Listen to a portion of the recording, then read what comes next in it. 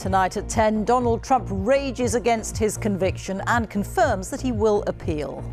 This is a scam. There's a rigged trial. In a meandering speech, the likely Republican nominee for president falsely repeated claims his prosecution was politically orchestrated.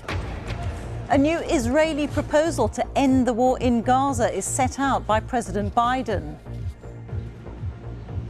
The White House calls it a comprehensive plan sent by Israel to Hamas, as President Biden says now is the moment to grasp it. After days of confusion over the status of Diane Abbott, Labour's leader says she is free to stand in the election. England's Lionesses roared into the lead against France tonight in their Euros qualifier, but could they hold on? And the moment you hope someone is watching when you discover skills you never knew you had. On BBC London, another day, another chance for a photo as politicians target key battlegrounds to win every vote, because in places it could be that close.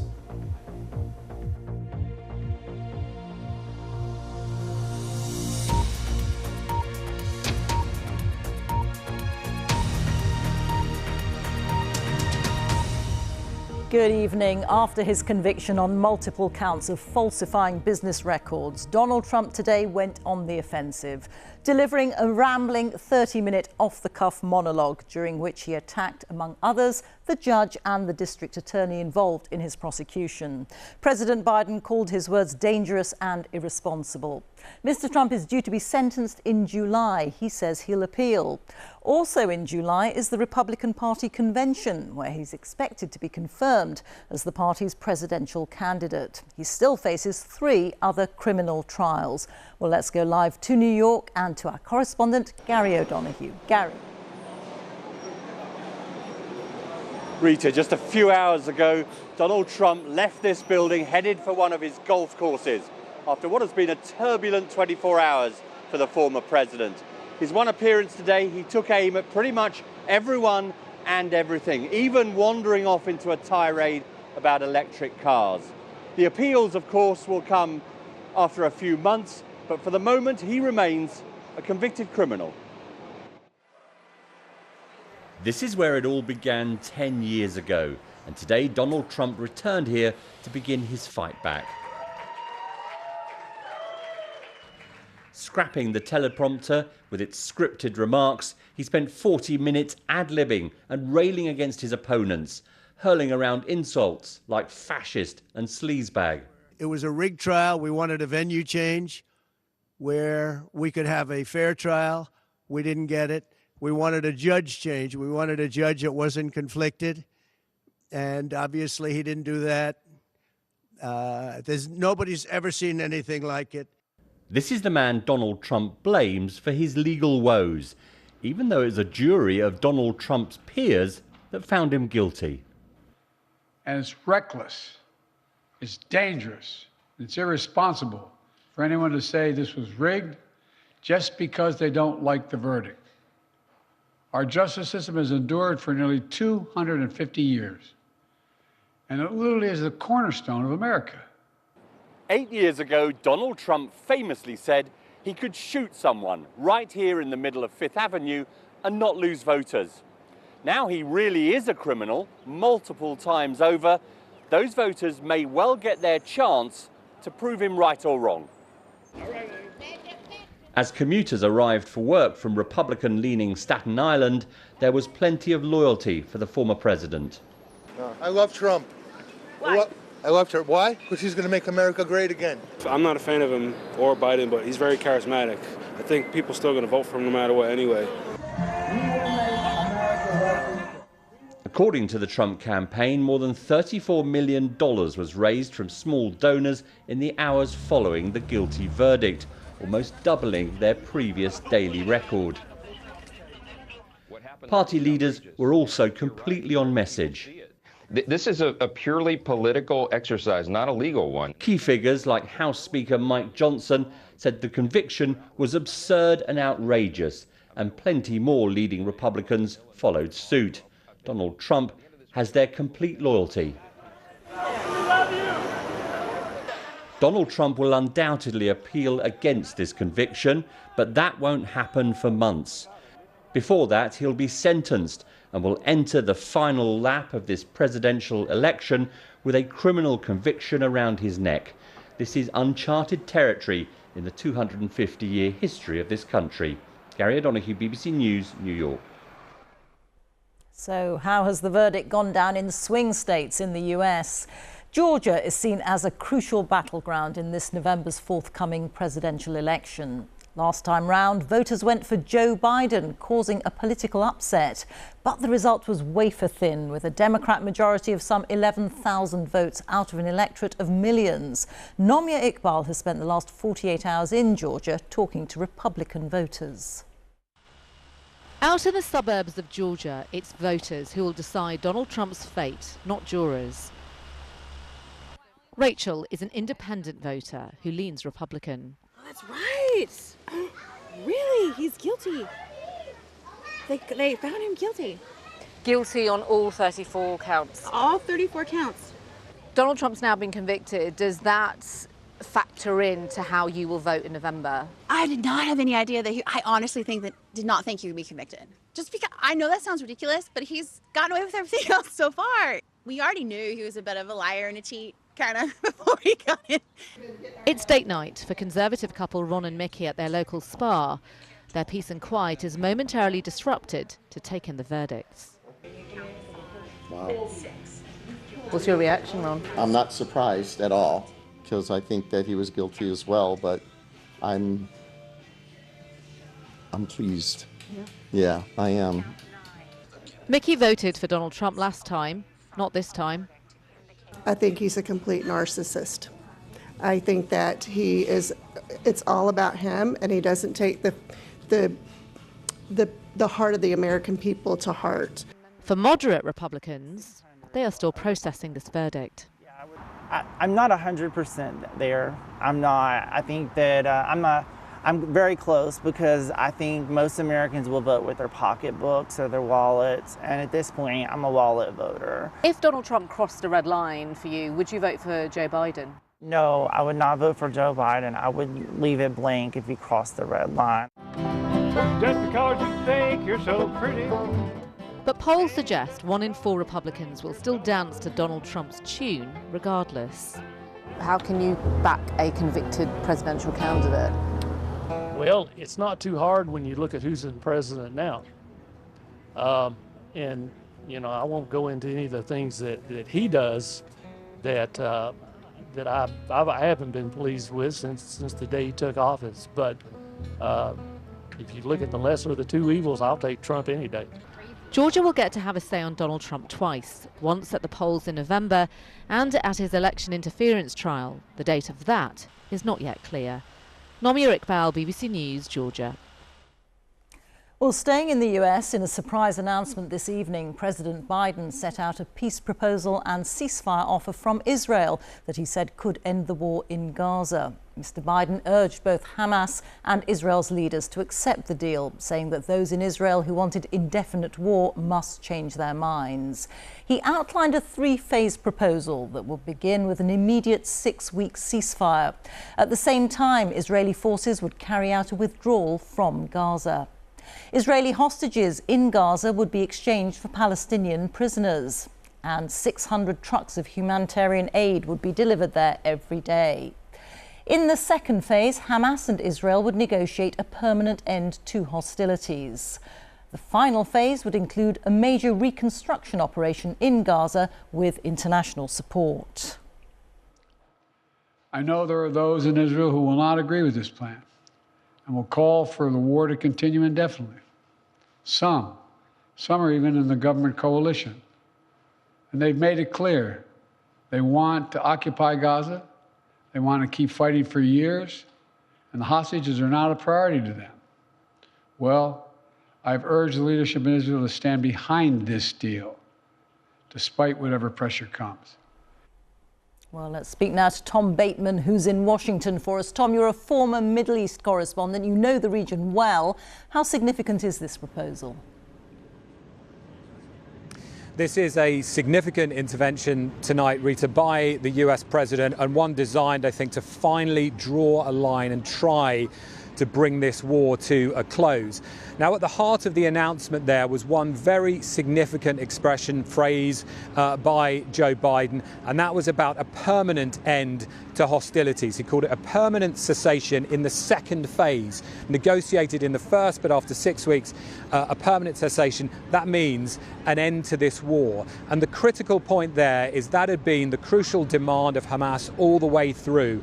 And one senior administration official telling me tonight that this text gets Hamas extremely close to what it had already agreed to in previous talks that later fell apart. So I think this is designed to be seen as a major concession by the Israelis to try and get a deal back on the table and then over the line. But what about those crucial sticking points? Well, tonight Hamas have said that they view what Mr. Biden has said here positively, but one senior Palestinian official familiar with the text has told the BBC they don't see that guarantee to an end of hostilities in there.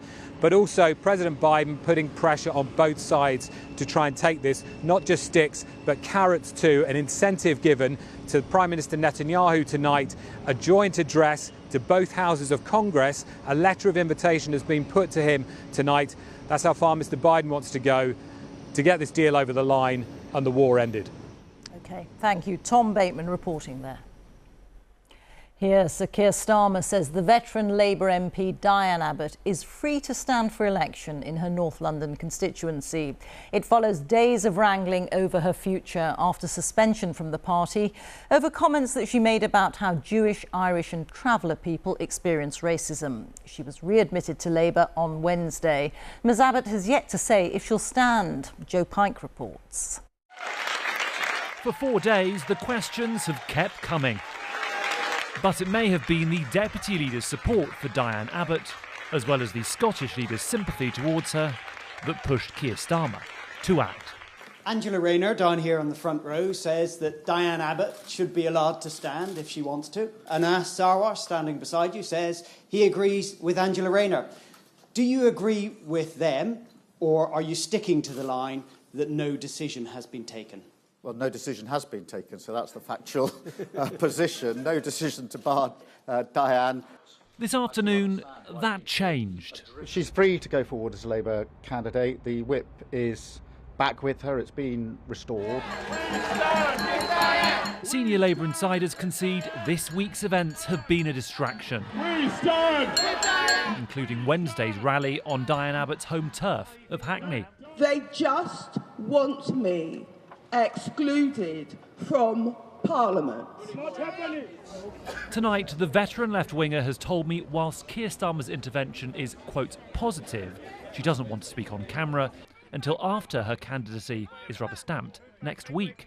And we still don't know if she'll definitely stand. It just reconfirms what we know about Keir Starmer, and that's that he constantly changes his mind, and it's clear that Angela Rayner's in charge of his party and not him.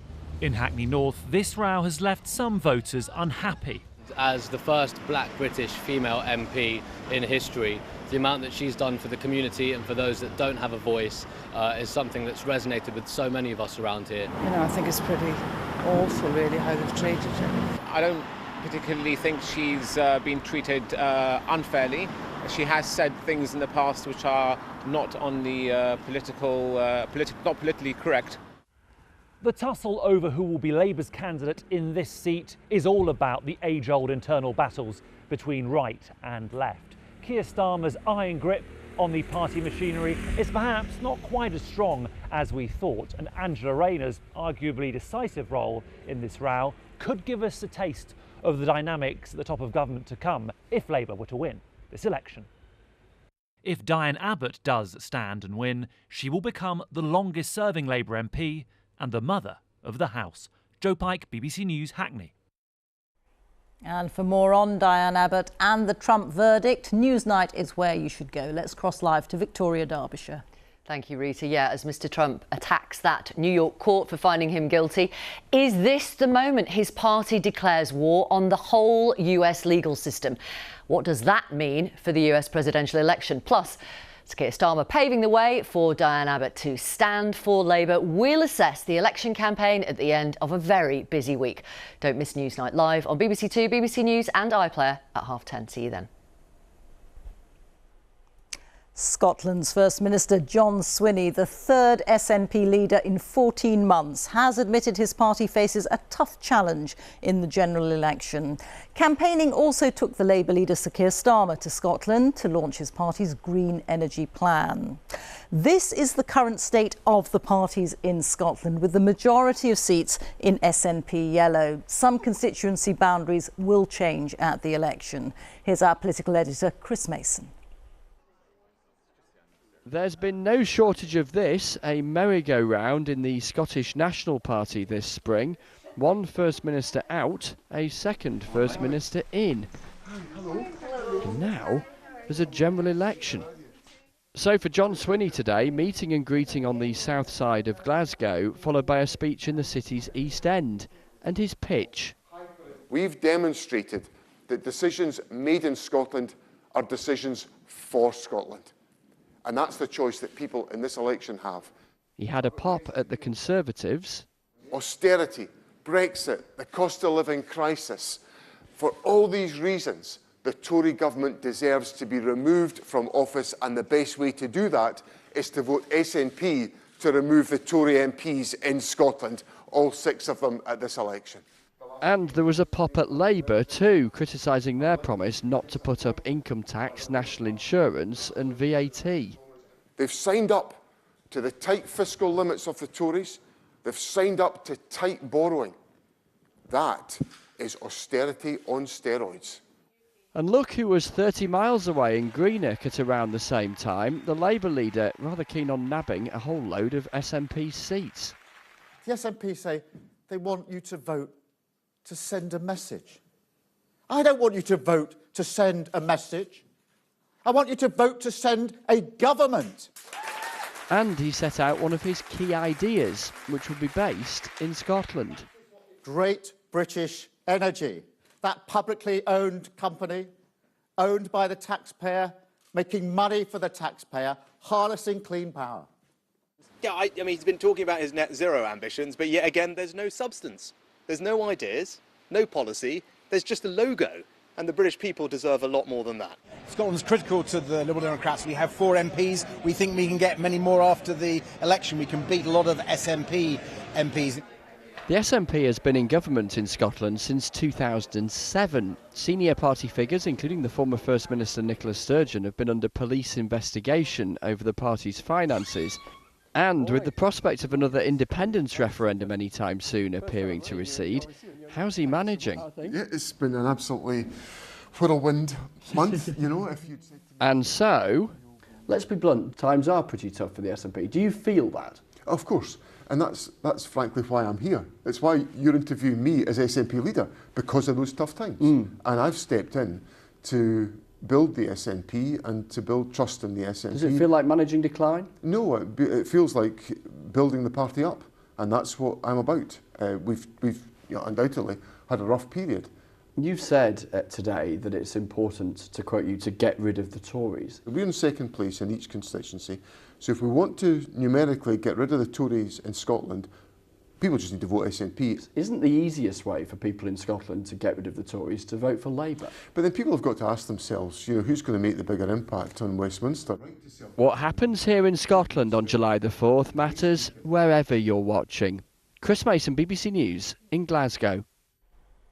Well, Labour says its green energy plans will ensure that the UK's transition away from oil and gas doesn't repeat the mistakes made during the phasing out of coal.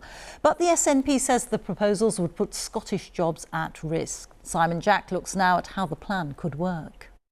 Renewable energy has been a big success. Last year, 40% of our electricity was generated by renewables. Labour are targeting 100% by 2030. To help hit that target, Labour wants to create something called Great British Energy. So what is that? Well, it's a government-owned energy company headquartered in Scotland, funded with £8.3 billion. How's that paid for? Labour say by further raising taxes on oil and gas companies. That's a bit of the policy the Lib Dems back. And those companies will not be granted any new licences to develop fossil fuels in UK waters, although existing grants will be honoured.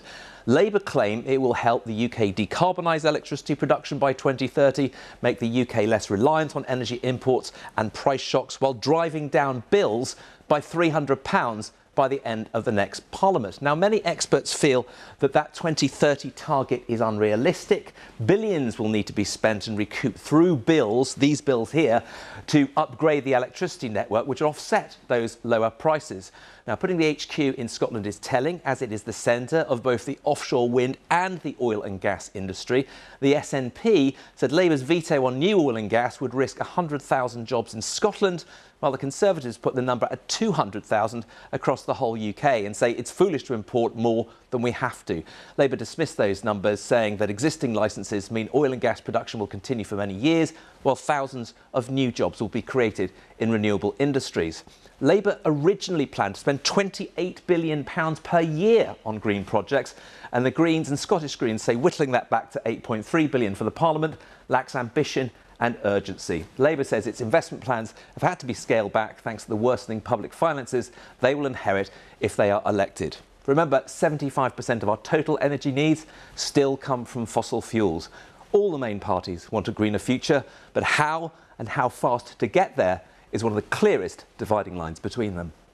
Simon Jack there, and Chris Mason joins me now. The end of the first full week of campaigning. Chris, what's your assessment? Well, I think in the last couple of days, Rita, we've got beyond the kind of ritualistic gush of announcements, new or otherwise. They are still going on, but there's been events, there's been stuff happening, not least the noise in the Labour Party. So yes, they managed another defection from the Conservatives, but they managed a very public row over Diane Abbott, only seemingly resolved today. Conservatives delighting in suggesting that it looks like Keir Starmer is weak, that he's being bossed around by his deputy.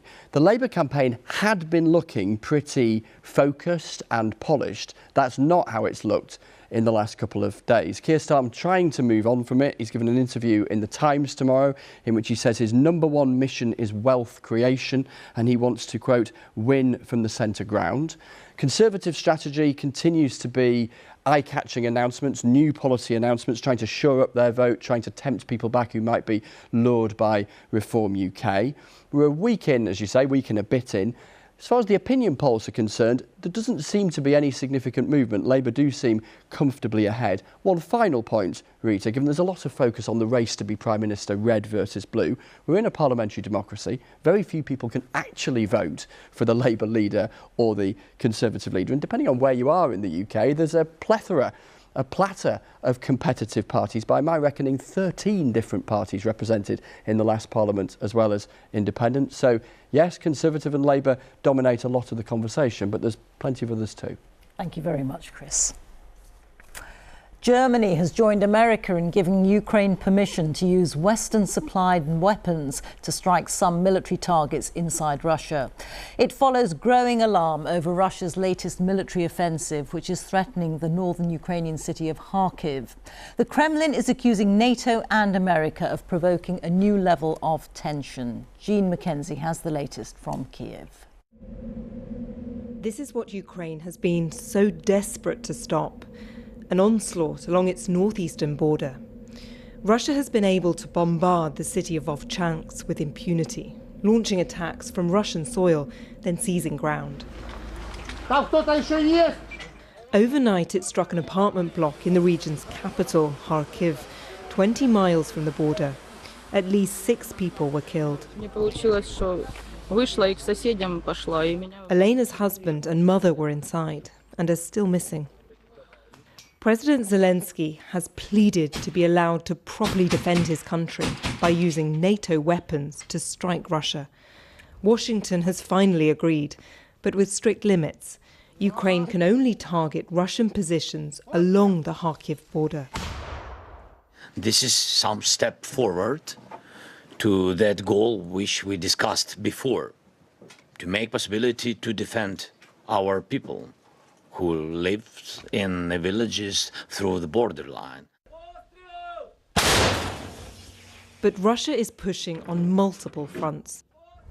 Earlier, the United States hinted that having changed his mind once, President Biden could do it again. we'll continue to do what we've been doing, which is, as necessary, adapt and adjust. Since the start of the war, President Biden has been weighing up, on one hand, his support for Ukraine, and on the other, the need to stop this escalating into an even bigger conflict between Russia and the West. He's been nervous about how Moscow, with its nuclear weapons, would respond to this move. But as the situation on the battlefield has changed, so too have Mr. Biden's calculations. The US has changed the rules of this grinding war. Russia, despite its many threats, has yet to make its next move. Jean Mackenzie, BBC News, Kyiv. A man in Birmingham has become the first to receive a personalised vaccine to treat bowel cancer as part of a landmark trial. Thousands of NHS patients across England are expected to receive the bespoke treatments, which are designed to help the immune system identify and destroy remaining cancer cells left behind after other treatments. Fergus Walsh has the story. Elliot was diagnosed with bowel cancer last year and has already had surgery and chemotherapy. But tests show he still has fragments of tumour DNA in his blood, putting him at increased risk of his cancer coming back. Hello, it's here. So he's come to Birmingham's Queen Elizabeth Hospital to receive a cancer vaccine. I feel excited, and if it's successful, then it's a medical breakthrough, a time of reckoning. And this is the key moment when Elliot receives his vaccine, tailor-made in Germany by pharma company BioNTech to fight his cancer. He'll get up to 15 doses during the trial. So how does it work?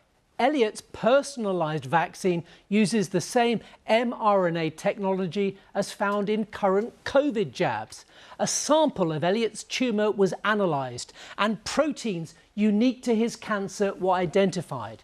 The vaccine instructs his cells to produce those rogue proteins. The hope is this will stimulate Elliot's immune system to recognise and kill any remaining traces of cancer. How are you? Elliot is the first patient in the UK to get the bowel cancer vaccine. He's had only mild side effects, but will be carefully monitored like more than 200 other participants in the international trial. I think it's really exciting. I think this is sort of a new era. The science behind this makes sense. My hope is that this will become standard of care. It just makes sense that we can have something that can actually help, in addition, to help patients reduce the risk of cancer recurrence. First one done. Thank you. There is huge optimism about the potential of personalised cancer vaccines, but it all depends on the outcome of trials like Elliot's, with thousands more patients set to be recruited to studies targeting melanoma, lung and other tumour types. Fergus Walsh, BBC News. Football now, and all the home nations have been in action tonight in qualifying matches for the Women's Euros next year. Scotland had a comfortable win over Israel, Wales drew with Ukraine and Northern Ireland are still playing against Portugal. Meanwhile, England's Lionesses took on France at Newcastle St James's Park, where Katie Gornall watched all the action. Many England players began their journey here in the northeast. The region has long been a hotbed for women's football. Now St James's Park is welcoming the Lionesses for the first time. Well, England will be hoping to draw on the enthusiasm of this northeast crowd for the first game of a double-header against France, which feels pivotal to their hopes of qualifying automatically for the Euros. This was second versus third in the world. England needed their best players on the pitch.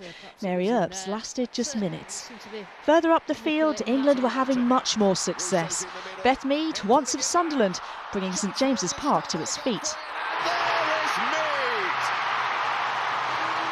France threatened. Hannah Hampton responded. But there was nothing she could do about this from Elisa de Almeida. Oh, it's a lovely goal! This game was living up to its billing. England needed to respond, instead they dithered, and Katoto took aim. England searched for an equaliser, but France stayed in control. If Serena Wiegmann's side are to defend their European crown next year, they'll need to do better than this. Well, soon England travel to St Etienne for Game 2 of this doubleheader. Elsewhere tonight, Scotland's qualifier with Israel was delayed after a protester chained himself to the goalpost at Hampden Park. When the game did get underway, Scotland dominated, beating Israel 4-1 thanks to 2 goals from Claire Emsley. Meanwhile, Wales got off to a poor start against Ukraine but recovered to draw 1-1. And Northern Ireland's match against Portugal is still ongoing. The latest there is that Northern Ireland are trailing 2-0, with just minutes remaining. Rita. Thank you, Katie. Now, this is Scott Whitehouse in his driveway. He's taken the internet by storm after displaying these nifty football skills that were captured on a home security camera. I said it was one of them moments of magic that got caught by camera. Walking down my drive and my girlfriend opened the door, put something in the bin. So I just says, yeah, you might as well throw it. So she had a go at throwing and obviously it hit the rim of the bin. I just stuck my foot up like that and hope at best, and the best happened. Me Maradona come after me, the Chesterfield Maradona come after me. It's good job I had cameras, else nobody would have believed me.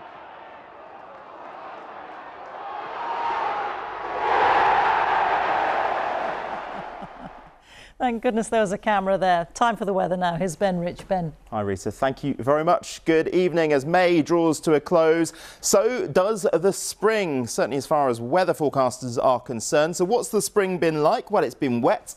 It's been dull, but this might surprise you. It has overall been very warm, in part because we've had a lot of pretty warm nights. Now, actually, as we head into the start of the meteorological summer, we're looking at some quite chilly nights, but the weekend will be dry for most and it will feel warm where we get to see some sunshine. But a chilly night tonight in the towns and cities. These are the temperatures, but out in the countryside, some spots down to 4 or 5 degrees. But for most, a bright start to Saturday morning. Bit of cloud and a few showers grazing the southeast corner. We'll see this zone of cloud here pushing across northern England for a time, Northern Ireland, then getting down into the Midlands and Wales, maybe producing the odd shower. But for most, it's dry with some spells of sunshine. In the best of that sunshine, highs of 20, maybe 21 degrees, a little bit cooler for some northern and eastern coasts. Now, as we head into the second half of the weekend, it's this area of high pressure that is dominating things, but we will see this big clump of cloud rolling its way into the northern half of the UK. So Sunday looking like